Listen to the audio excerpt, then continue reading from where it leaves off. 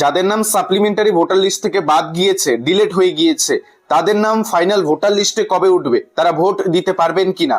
খসড়া তালিকায় নাম ছিল, অ্যাডজুডিকেশনেও নাম ছিল, ট্রাইব্যুনালে আবেদনের পরেও কেন তাদের এবার ভোটাধিকার কেড়ে নেওয়া হচ্ছে, উঠছে প্রশ্ন। ইতিমধ্যেই খবর উঠে এসেছে, ট্রাইব্যুনালে বৈধ ভোটারদের ভাগ্য নির্ধারিত 13 এপ্রিল, জানালো সুপ্রিম কোর্ট।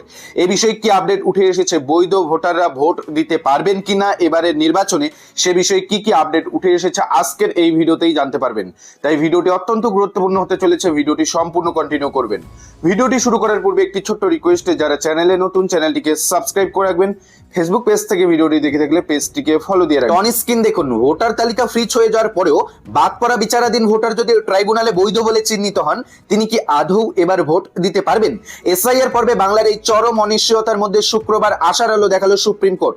ট্রাইব্যুনালে আবেদনের দ্রুত নিষ্পত্তি হচ্ছে না, এই অভিযোগে সুপ্রিম কোর্টে মামলা দায়ের করেছেন 13 জন ভোটার। এই দিন দেশের প্রধান বিচারপতি সূর্যকান্ত এবং বিচারপতি জয়মাল্য বাগচি এবং বিচারপতি এম পাঞ্চলির বেঞ্চের সামনে সুযোগ পেয়ে বিষয়টি উল্লেখ করেন আবেদনকারীর আইনজীবী রউফ রহিম। তখনই বিচারপতি জয়মাল্য বাগচি তার পর্যবেক্ষণে বলেন, আগামী 13 এপ্রিল বাংলার এসআইআর মামলার শুনানি আছে। এবারের ভোটার তালিকায় নাম ফ্রিজ হয়ে যাওয়ার পরেও কিছু করা যায় কিনা তা বিবেচনা করা হবে। আমাদের লক্ষ্য প্রকৃত ভোটাররা চিরকালের জন্য যেন ভোটাধিকার না হারায়। যদিও দেশের প্রধান বিচারপতি সূর্যকান্ত শুনিয়ে রাখেন, গ্যারান্টি দেওয়া হচ্ছে না, বিবেচনা করা হবে। পশ্চিমবঙ্গে প্রথম দফার ভোট আগামী এপ্রিল। নির্বাচন কমিশনের নিয়ম অনুযায়ী প্রথম দফার ওই 152টি কেন্দ্রের ভোটার তালিকা ফ্রিজ হয়েছে গত 6 এপ্রিল।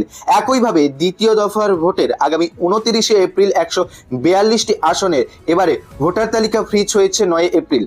ওই দিন পর্যন্ত তালিকায় যাদের নাম আছে এবার ভোটার তারাই। কিন্তু খসড়া তালিকায় নাম ছিল, অ্যাডজুডিকেশনেও নাম ছিল, ট্রাইব্যুনালে আবেদনের পরেও কেন তাদের এবার ভোটাধিকার কেড়ে নেওয়া হবে, এই প্রশ্ন তুলেই সুপ্রিম কোর্টে আবেদন করেছে হুগলি আরামবাগের ভোটার 13 জনের মতো। তারা একই পরিবারের সদস্য বলে জানিয়ে আইনজীবী রউফ রহিম বলেন, প্রত্যেকের পাসপোর্ট রয়েছে, তাহলে কেন বাদ? যদিও নির্বাচন কমিশনের আইনজীবী দামা শেষাদ্রি নাইডু বলেন, ভোটার তালিকা ফ্রিজ হয়ে যাওয়ার পর আর নতুন করে কারোর নাম অন্তর্ভুক্ত হবে না। পরে ট্রাইব্যুনাল কারোর নাম ছাড় দিলে তিনি বৈধ ভোটার হবেন, তবে এবার ভোট দিতে পারবেন না।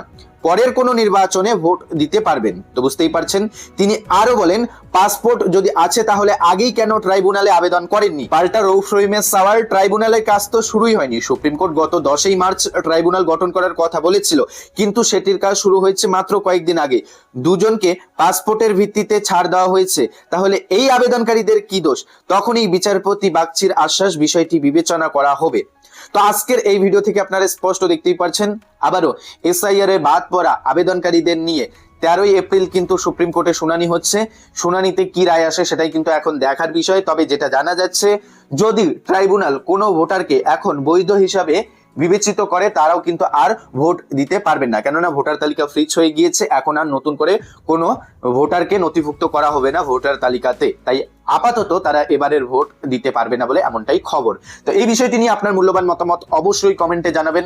আপনার নাম কোন লিস্টে আছে, আপনার নাম ফাইনাল লিস্টে উঠেছে কিনা, আপনার নাম ডিলেটেড লিস্টে, কোন লিস্টে, অবশ্যই কমেন্টে জানাতে ভুলবেন না। তো আজকের এই ভিডিওতে এটাই আপডেট জানানো ছিল। আপডেটটি যদি আপনাদের ভালো লেগে থাকে তাহলে ভিডিওটিতে একটি লাইক করে দেবেন। যারা চ্যানেলে নতুন, চ্যানেলটিকে সাবস্ক্রাইব করে রাখবেন। ফেসবুক পেজ থেকে ভিডিওটি দেখে থাকলে পেজটিকে ফলো দিয়ে রাখবেন। ধন্যবাদ।